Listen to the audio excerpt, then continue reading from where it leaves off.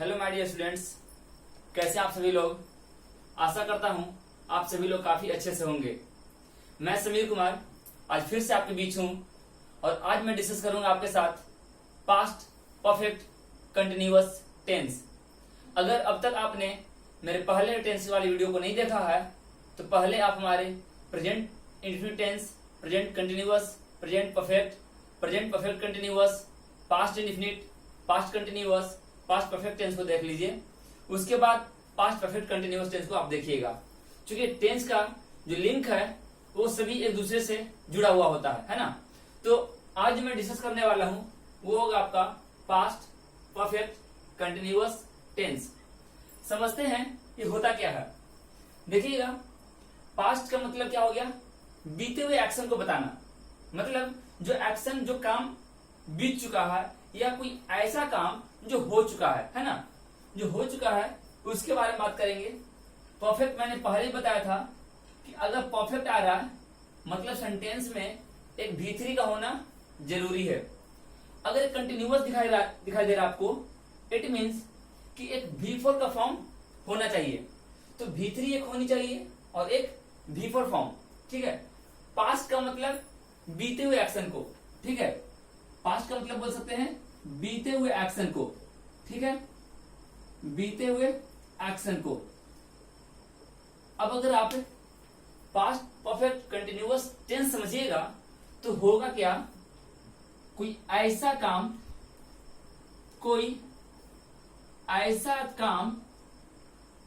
जो पास्ट में शुरू होकर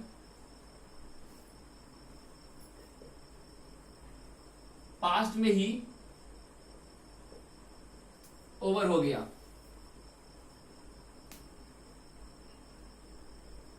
है ना।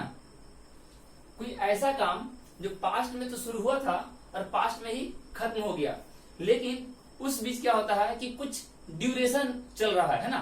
कुछ ड्यूरेशन का वहां पर होगा। जैसे मान लो कि 5 वर्षों से पढ़ा रहा था, वह 5 वर्षों से पढ़ा रहा था। इट मीन्स कि अभी presently he is not teaching, है ना। प्रेजेंट में वो अभी नहीं पढ़ा रहा है ना। क्लियर है।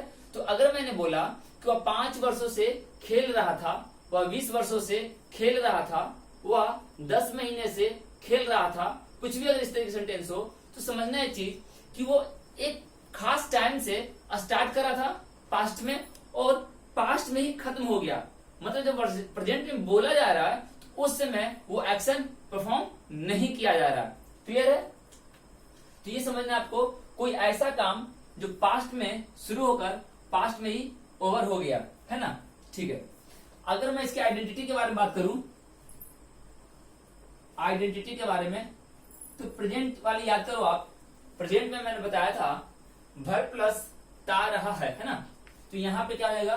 भर प्लस ता रहा था, भर प्लस ता रहा था, ती रही थी, ते रहे थे, है ना। यह बोल सकते हैं टाइम के साथ, टाइम प्लस भर प्लस ता रहा था, ती रही थी, ते रहे थे, है ना।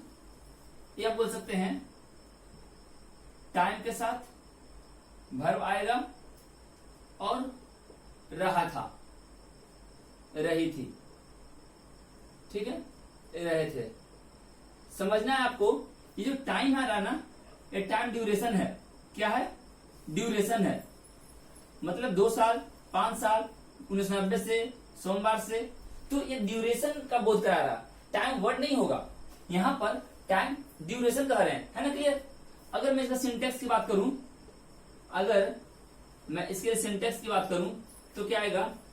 सब्जेक्ट, है ना, had plus been plus V4 plus object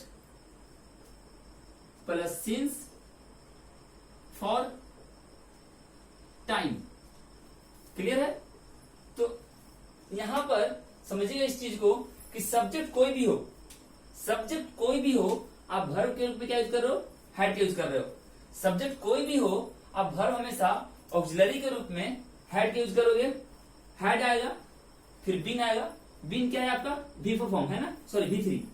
been क्या है, V3। देखिएगा पास्ट परफेक्ट कंटिन्यूअस मैंने बताया था कि परफेक्ट का मतलब है एक V3 होना चाहिए, है ना, और कंटिन्यूअस का मतलब है एक V4 होना चाहिए। तो यहां आप ध्यान दो, been is nothing but a V3 form, है ना। बीन क्या है आपका, V3 फॉर्म है, और V4 फॉर्म ये आ गया। तो ये जो है ये परफेक्ट को दिखला रहा है। ये क्या दिखला रहा है, परफेक्ट को दिखला रहा है, और ये जो है आपका कंटिन्यूअस को दिखा रहा है ना। V4 क्या दिखला रहा है, कंटिन्यूअस को। सिंस फॉर मैंने बताया था आपको, सिंस कहां यूज करते हैं, पॉइंट ऑफ टाइम में।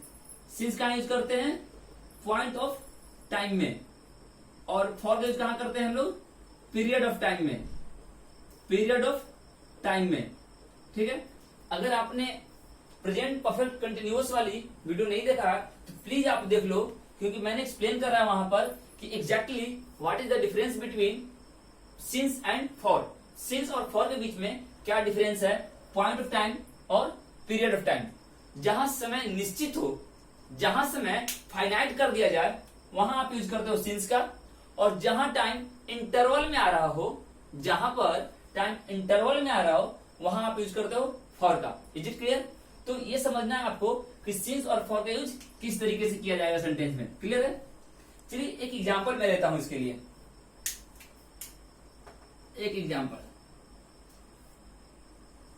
मैं 2009 से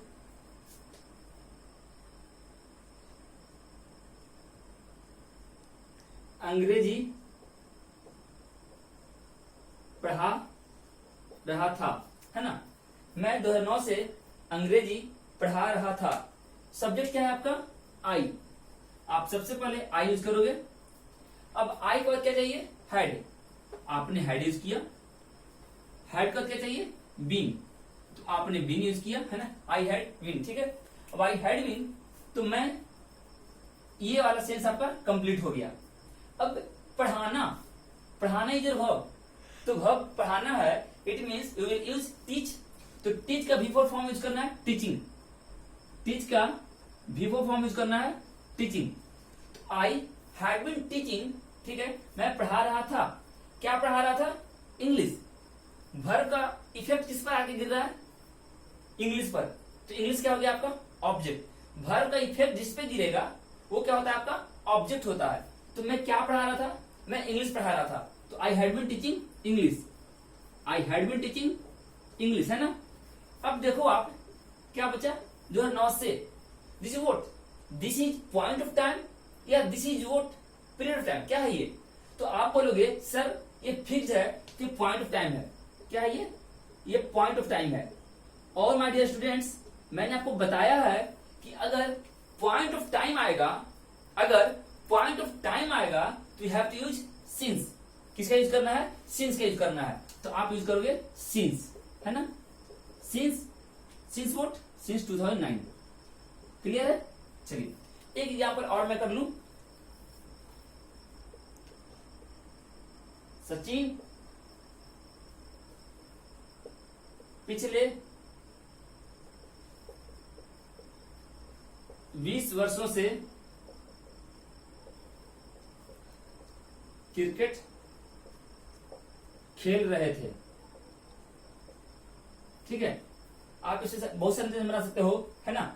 मोदी पिछले 5 वर्षों शासन कर रहे थे, मोदी पिछले 10 वर्ष शासन कर रहे थे या कर रहे हैं, है ना। तो आप इसे भी सेंटेंस बना सकते हो। सचिन पिछले 20 वर्षों से, तो सब्जेक्ट क्या है आपका, सचिन है। तो आप क्या लिखोगे, सचिन। सचिन। अब सचिन के अकॉर्डिंग क्या लगेगा, हेड। यहां तो ऑप्शन ही नहीं है आपके पास, सब्जेक्ट कुछ भी हो आपको हेड लगाना है, तो आपने हेड लगा दिया। सचिन हैड बीन, है ना, हैड बीन। तो सचिन हो गया आपका, ये भी खत्म हो गया, है ना। अब खेलना, खेलना क्या है, वर्ब। खेलना क्या है, वर्ब। तो खेलना वर्ब है तो प्ले होना चाहिए। तो प्ले का V4 यूज करोगे आप, प्लेइंग। प्ले का V4 यूज करोगे, है ना, playing. Sachin had been playing, ठीक है, क्या खेल रहे थे, क्रिकेट खेल रहे थे, है ना, ये ऑब्जेक्ट हो गया आपका, ये क्या हो गया, object. Sachin had been playing cricket, ठीक है, Sachin had been playing cricket पिछले 20 वर्षों से, पिछले 20 वर्ष, मतलब क्या कर दिया गया, यहां पर टाइम को डिफिनिट कर दिया गया, यहां पर टाइम को डिफिनिट कर दिया गया। पिछले 20 वर्ष का मतलब हो गया अभी से 20 वर्ष पहले, मतलब अगर अभी 2010 चल रहा है तो 1990, ठीक है, सॉरी 2000 तक चला गया, मतलब लास्ट क्लियर कर दिया गया कि 20 साल। तो अगर मैं बोलूं पिछले 20 वर्ष तो आप क्या बोलोगे, सिंस, ठीक है, आप क्या बोलोगे, since last 20 year, since last 20 years, ठीक है। यह एक काम और आप कर सकते हो, क्या कर सकते हो, सिंस की जगह आप फॉर भी यूज कर सकते हो, ठीक है, सिंस की जगह आप फॉर भी यूज कर सकते हो, लेकिन फॉर के साथ आपको द लास्ट का यूज करना पड़ेगा, for the last 20 years, for the last 20 years, है ना। तो ये आप ध्यान रखिएगा, मैं फिर से एक बार समझा दे रहा हूं आपको। अगर आपने हमारी प्रीवियस वीडियो देखी होगी प्रेजेंट परफेक्ट कंटिन्यूअस वाली, तो मैंने बताया था कि सिंस और फॉर इस केस में दोनों यूज किए जाते हैं। कंसेप्ट बस इतना बताया गया था कि अगर आप आर्टिकल द ला रहे हो, if you are using article the, it means you have to go with option for, तब आपको फॉर का यूज करना होगा, क्योंकि फॉर इनडिफिनिट होता है और आर्टिकल द उसे पार्टिकुलराइज करेगा। तो अगर फॉर के साथ आर्टिकल द आपने लगा दिया तो वो सिंस के बराबर हो जाएगा। तो एग्जाम्स में क्या होता है क्वेश्चन कि सिंस द लास्ट 20 ईयर्स या फॉर लास्ट 20 ईयर्स, तो फॉर के साथ द नहीं देगा और सिंस के साथ द देकर आपको एरर पूछा जा सकता है। तो ध्यान रखना है कि अगर सिंस आएगा तो लास्ट के पहले द नहीं होगा, अगर फॉर आएगा तो लास्ट के पहले द का प्रयोग करेंगे, ठीक है। चलिए इस पे और कुछ बातें करता हूं। ये जो स्ट्रक्चर है आपका, सब्जेक्ट, हैड, बीन, भी फॉर, ऑब्जेक्ट, सिंस या फॉर प्लस टाइम, ये होता है आपका अफर्मेटिव में, है ना, ये आपका अफर्मेटिव में यूज किया जाएगा, ठीक है। अगर आप निगेटिव यूज करोगे तो क्या हो जाएगा, subject plus had not been before object since for time, ठीक है। बस हमने क्या करा कि नॉट को हमने डाल दिया, नॉट को हमने कहा डाल दिया, देखो ये क्या है आपका, एक वर्ब और एक ये है, तो इन दोनों के बीच में हमने नॉट को प्लेस कर दिया। तो बस यही काम करना है, आपको नॉट को वर्ब के बीच में डाल देना है, ठीक है। अगर मैं बात करूं इंटरोगेटिव के लिए, अगर मैं बात करूं इंटरोगेटिव सेंटेंस के लिए, तो मैंने क्या बोला था, ऑक्सिलरी को आप सब्जेक्ट के पहले पुट करोगे, है ना। तो सब्जेक्ट के पहले आप रखो तो हैड आएगा, उसके बाद सब्जेक्ट होगा, ठीक है, फिर बीन आएगा, है ना। बस कुछ नहीं करना है, हैड को आपको आगे ले आना, फिर जो भी बच रहा ना, सब्जेक्ट बचा हमने लिख दिया, बीन को लिखा, फिर V4 दिख रहा होगा आपको, वो भी लिखा, ऑब्जेक्ट दिख रहा है वो भी मैंने लिखा, सिंस दिखा आपको वो भी मैंने लिख दिया, फॉर दिखा दिया और टाइम, है ना। इसके बाद क्वेश्चन मार्क, अगर ये तो हो गई यस नो क्वेश्चन के लिए। अगर WH के लिए मैं बात करूं तो क्या करोगे, आप WH को पहले लाओगे, उसके बाद जो भी स्ट्रक्चर है ना आप हूबहू उतारोगे, हैड सब्जेक्ट, है ना, been plus V4 plus object plus since for time plus question mark. तो मैंने क्या किया, मैंने केवल ऑक्सिलरी को सब्जेक्ट के पहले प्लेस करा, ऑक्सिलरी को सब्जेक्ट के पहले प्लेस किया, है ना, ऑक्सिलरी को। इसमें क्या किया, WH के साथ हमने ऑक्सिलरी को सब्जेक्ट के पहले प्लेस कर दिया, ठीक है। अगर मैं इसी में बात करूं इंट्रोगेटिव निगेटिव की, अगर मैं इसी में बात कर लूं इंट्रोगेटिव निगेटिव की, तो क्या हो सकता है? सबसे पहले तो आप हेड लाओगे ही लाओगे, तो आपने हेड ला दिया, ठीक है। उससे क्या लाओगे? देखो हेड यहां से ला रहे हैं हम, हेड हमने लाया, फिर सब्जेक्ट आपको दिख रहा होगा, आपने सब्जेक्ट लिखा, फिर क्या दिख रहा है आपको? नोट, तो आप नोट लिख दिए। फिर क्या दिख रहा है आपको? बिन, आपने बिन लिख दिया। फिर V4 आपने लिख दिया, है ना। फिर ऑब्जेक्ट लिख दिया, फिर आपने सिंस लिख दिया, फॉर लिख दिया, है ना, और टाइम लिख दिया। क्लियर है? उसी तरीके से अगर मैं WH की बात करूं, तो क्या होगा? केवल WH पहले आ जाएगा, है ना। तो आप WH को पहले ले आए, WH plus head plus subject बच रहा है, नॉट बच रहा है ना। फिर बिन है, फिर V4 है, फिर ऑब्जेक्ट है, फिर सिंस है, फिर फॉर है, टाइम है। क्लियर है? और इंटरोगेटिव की बात है तो आप क्या करोगे? क्वेश्चन मार्क दोगे लास्ट में, है ना। क्लियर है? अब मैंने बताया था if you want to use not before subject, अगर आप चाहते हो कि आप नॉट को सब्जेक्ट के पहले लगाओ तो क्या करोगे? बस नॉट को इसके पहले लाओगे, मतलब हेड को नॉट के साथ लिखोगे, तब आपको यूज करना होगा कॉन्ट्रैक्टेड फॉर्म। तब क्या यूज करना होगा? कॉन्ट्रैक्टेड फॉर्म, मतलब संक्षिप्त रूप, छोटा रूप। चलो ठीक है, मैं दिखाता हूं आपको। ये आपकी हेड है और ये नॉट है, ये दोनों मिलकर यहां पे आएगा, क्या बनेगा? हेडेंट। क्या बनेगा? हेडेंट, है ना। बस आपने हेडेंट को लाया, बाकी सारी चीजें हूबहू वही रहेंगी। हेडेंट आ गया, सब्जेक्ट आ गया, नॉट तो खत्म हो गया ना, बिन लाओगे आप, ठीक है, V4 लाओगे आप, ऑब्जेक्ट लाओगे आप, सिंस लाओगे, फॉर लाओगे, टाइम और क्वेश्चन मार्क, ठीक है। वही काम अगर आप इस वाले में करना चाहो, हेड को और नॉट को आगे लाना चाहो, तो क्या करोगे? तो यहां पे भी आप वही काम करोगे। WH तो आएगी आपकी, प्लस हेडेंट, प्लस क्या आ जाएगी? हेडेंट आ जाएगी, है ना। तो उसके बाद आप क्या करोगे? फिर जो बचा हुआ है, सब्जेक्ट दिख रही होगी आपको, सब्जेक्ट आपने लिख दिया, बिन दिख रही होगी आपको, है ना, V4 दिख रही होगी, ऑब्जेक्ट दिख रही होगी आपको, सिंस फॉर दिख रही होगी, उसके बाद टाइम दिख रही होगी आपको, प्लस क्वेश्चन मार्क। तो देखो एक चीज ध्यान देना, आप इन सारे स्ट्रक्चर्स में आपने जो यूज करा है ना, वो वर्ब का यूज है ना, आपने वर्ब के साथ यूज करा है। अगर यहां पर नाउन आ जाए या एडजेक्टिव आ जाए, जैसे बोलते हो ना, वह वर्षों से एक अच्छा नेता रहा था, वह वर्षों से एक अच्छा खिलाड़ी रहा था, ठीक है। मान लो कि अभी किसी प्लेयर के बारे में बात कर लूं, जैसे अभी हमारे MS धोनी साहब बाहर चल रहे हैं टीम से, तो कुछ लोगों ने अटकलबाजियां लगा दी है कि अब शायद MS धोनी वापस से लौट नहीं पाएंगे। तो अगर आप बोलना चाहो तो बोलोगे क्या?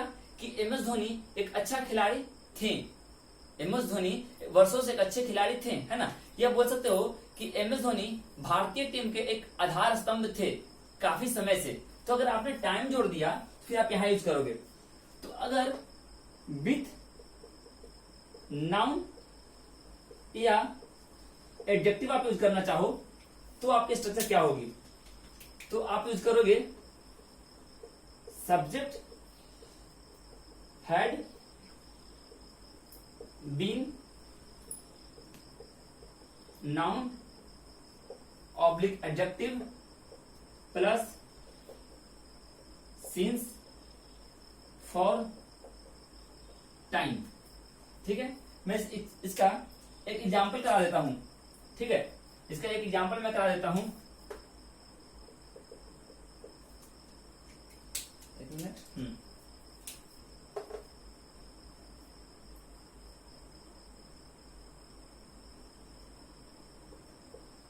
जहीर खान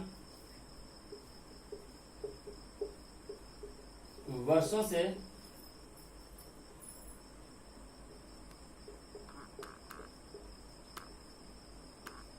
भारतीय टीम के लिए एक अच्छा गेंदबाज। ठीक है, देखो यहां पे केवल ये सेंटेंस वर्षों से जो है ना, ये टाइम जो डाल दिया गया है, इसके कारण आपका कन्वर्ट हो गया हैड बीन में। तो क्या बोलोगे, जहीर खान है ना, जहीर खान सब्जेक्ट आपकी है, तो आप यूज करोगे जहीर खान, जाहिर खान। ठीक है, फिर आप हैड बीन यूज करोगे, हैड बीन। ठीक है, तो जहीर हो गया, खान हो गया। ठीक है, हैड बीन आपने ला दिया, मैंने गेंदबाज रहे थे वाला काम आपका हो गया। क्या रहे थे, अब आपको चाहिए यहाँ पर नाउन या एडजेक्टिव। तो क्या थे, एक अच्छा गेंदबाज है ना, तो Zaheer Khan had been a good bowler, a good bowler. ठीक है, Zaheer Khan had been a good bowler. ठीक है, तो आपने ये भी यूज कर लिया। अब क्या बचा आपका, वर्षों से भारतीय टीम के लिए, तो Zaheer Khan had been a good bowler for, है ना, इंडियन टीम के लिए आप यूज करोगे फॉर द इंडियन टीम। ठीक है, वर्षों से ये क्या है आपका, पॉइंट ऑफ टाइम या पीरियड ऑफ टाइम। तो वर्षों से आपका जो है ये पीरियड ऑफ टाइम है ना, ये क्या है आपका, पीरियड ऑफ टाइम है। अब पीरियड ऑफ टाइम में आप यूज करते हो फॉर का, तो आप यूज कर लो फॉर ईयर्स। क्लियर है, तो इस तरीके से आप छोटे छोटे सेंटेंस आप बनाओ शुरुआत में और प्रैक्टिस करो, है ना। कुछ और बातें मैं देता हूं इसके बारे में, चलो देखिएगा। ये ओवरऑल मैंने पास्ट परफेक्ट कंटिन्यूअस टेंस के बारे में बताया है। मैंने जो प्रीवियस में बताया था आपको प्रेजेंट टेंस का, तो आपको क्या करना है, अब एनालिसिस करना है आपको। ठीक है, अब आप करोगे क्या कि प्रेजेंट का स्ट्रक्चर आप एक जगह रखोगे, है ना, और पास्ट का स्ट्रक्चर आप एक जगह रखोगे, और प्रेजेंट की इंडिफिनिट को एक जगह लिखोगे, फिर वहीं पर आप पास्ट का इंडिफिनिट लिखोगे। मतलब प्रेजेंट का इंडिफिनिट एक जगह होगा, पास्ट का इंडिफिनिट एक जगह होगा। उसी तरीके से प्रेजेंट का कंटिन्यूअस, पास्ट का कंटिन्यूअस, प्रेजेंट का परफेक्ट और पास्ट का परफेक्ट आप यूज करोगे, है ना। फिर प्रेजेंट का परफेक्ट कंटिन्यूअस और पास्ट का भी परफेक्ट कंटिन्यूअस आप यूज करोगे। बस करना क्या है, स्ट्रक्चर को एनालाइज करना है। देखना, जब आप एनालाइज करोगे तो यहाँ V1 और V5 दिखेगा, यहाँ पे केवल V2 दिखेगा, यहाँ V4 दिखेगा, और यहाँ पर भी V4। यहाँ आपको हैज या हैव दिखेगा V3 के साथ, यहाँ पर हैड दिखेगा V3 के साथ, यहाँ पर भी हैज हैव बीन V4 होगा और यहाँ हैड बीन V4 होगा। आपको समझना क्या है, स्ट्रक्चर को समझना है कि अगर ये सब आ रहा है ना, देखो यहाँ पे इजमार भी दिखेगा, है ना, और यहाँ पे वॉज वर दिखेगा, है ना। आपको क्या करना है, आपको एनालाइज करना है और सेंटेंस के स्ट्रक्चर से पहचानना है कि कौन सा टेंस में है। देखो इसलिए बताया जा रहा है कि जब आप क्वेश्चंस करते हो ना, तो एक रूल होता है आपका, रूल ऑफ प्रॉक्सिमिटी। एक रूल मिलेगा आपको इंग्लिश ग्रामर में पढ़ने को, रूल ऑफ प्रॉक्सिमिटी। अब ये रूल ऑफ प्रॉक्सिमिटी क्या करता है, इनका कहना है कि अगर सेंटेंस का एक हिस्सा, समझिएगा इस चीज को, अगर बोले सेंटेंस का एक हिस्सा प्रेजेंट में हो तो सेंटेंस का बाकी हिस्से भी प्रेजेंट में होने चाहिए। अगर सेंटेंस में कोई एक हिस्सा प्रेजेंट में हो तो बाकी हिस्से भी प्रेजेंट में होने चाहिए।